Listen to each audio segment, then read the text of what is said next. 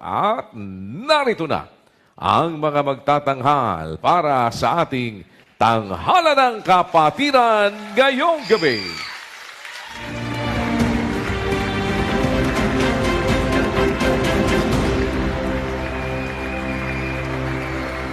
Napili ko po ang awit na ito dahil po sa mga kalungkutan na ating pong nararamdaman na tila nakakaramdam na po tayo ng pagod at napanghihinaan na po tayo ng kalooban.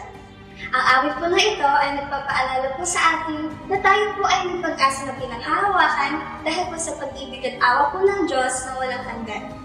Hahandog ko po ang awit na ito upang maging paalala po sa ating lahat na tayo po ay may pag-asa sa pamamagitan po ng pag-ibig at awa niya. Salamat po sa Diyos!